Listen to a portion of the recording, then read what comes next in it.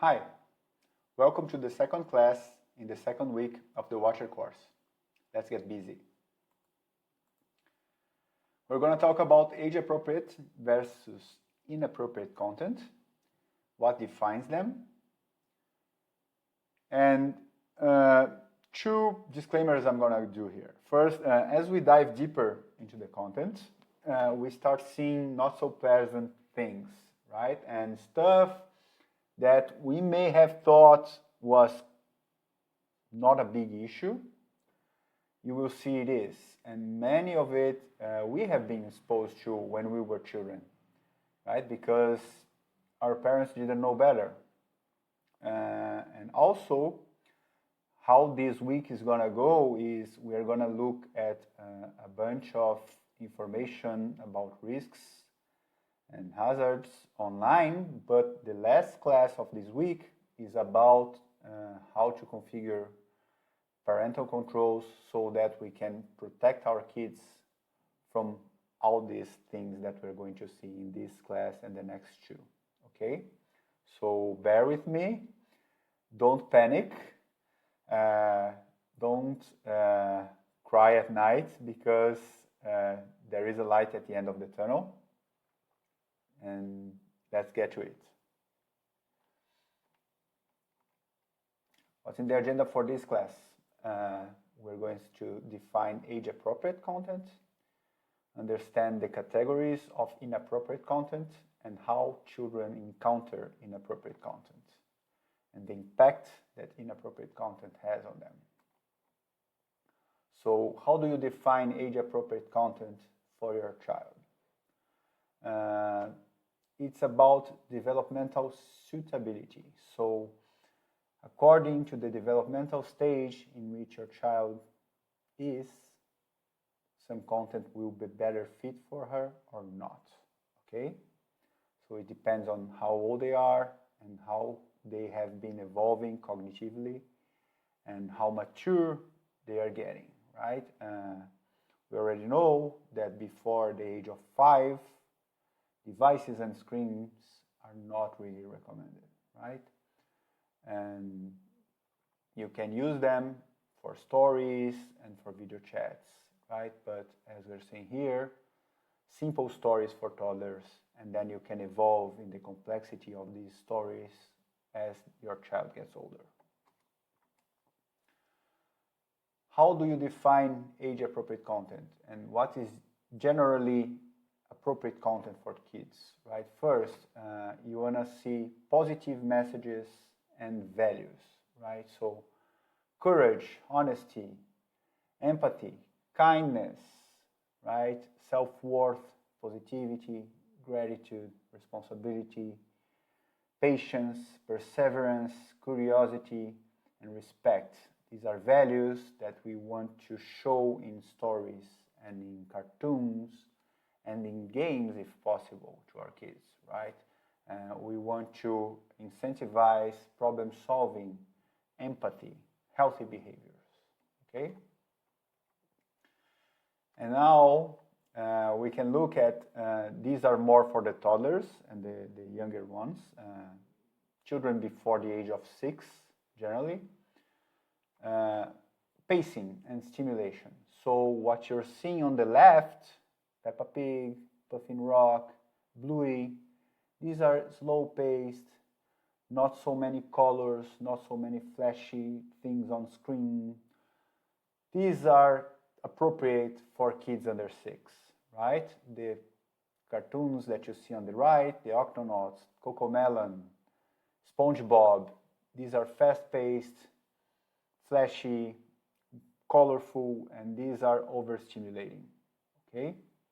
So avoid the ones on the right, and the ones on the left are okay for kids under 6. After 6 and from 6 on, it's not so bad. And content that does not have harmful themes like violence, fear, sexual content, and prejudice, right? This is not suitable for their age. Here are a few examples. old cartoons like Tom and Jerry and Warner Bros. And Hanna-Barbera. They are very, very violent, very harmful, some of them extremely prejudicial.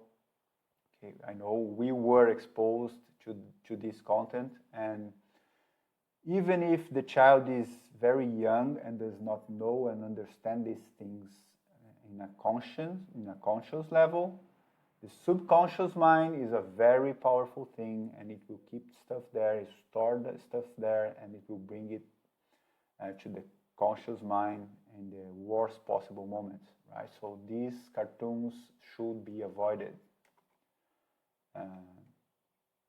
We're going to go a bit deeper into each category of inappropriate content and understand a few examples of this. Okay, so explicit or sexual material, right? All of these cartoons have explicit imagery or sexual innuendos, sometimes more explicit, sometimes less explicit, right? So Cartoon Network stuff, a lot of it, right? So the Powerpuff Girls, Johnny Bravo, Adventure Time, Rugrats from Nickelodeon. Nickelodeon also has a lot of sexual innuendo and not so explicit, but it's there, right? So avoid those types of content, right? Of course, again, this is all according to your age and to the developmental stages in which your children are going through, right? So these are not okay for 6, 7, 8, 9, 10-year-olds. But after 11, 12, depending on the maturity of your child, and you have to know your child to know if this is appropriate or not, okay? And extreme violence and gore, Looney Tunes, Hanna-Barbera, extremely violent, right? Some of them very full of gore. Dragon Balls and Japanese anime style cartoons. They have limbs being severed, and people die, the heroes die, they kill their enemies, they're ruthless. So again, before 10, 11 years old, not recommended, okay? And hate speech, discrimination, old school cartoons, even from Disney had them, right? And The Simpsons, Power Rangers, right? The Yellow Ranger is Asian, the Black Ranger is black. Prejudicial, right? The Smurfs. How is the Smurfs prejudicial? Well, you can see that every male Smurf has a profession. Smurfette does not. Okay, so it's very subtle, but it's there.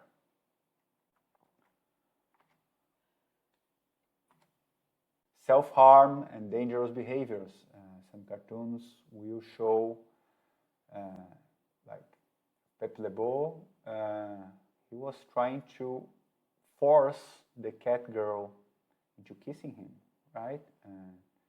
Disney showing Daisy when she had, this is an old cartoon from the 60s, right? But there's a Tom and Jerry also from the 60s where they both sit in the railroad and commit suicide because they were in love and their girlfriend went with another guy or something like that. So again, this all goes back to watch it first, know what it's about, know so you can know if it's suitable for your kids, right?